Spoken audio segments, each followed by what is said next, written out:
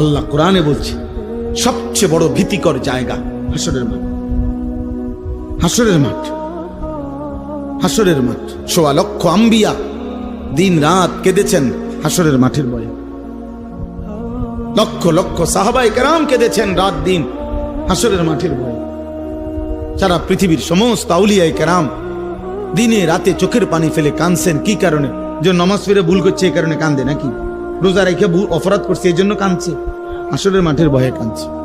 নাহলে কান্দে কেন ওনারা? উনি তো নামাজ পড়ছেই, উনি কান্দবো কিত্ত তাহলে? উনি তো রোজা রাখছেই, উনি কান্দে কা?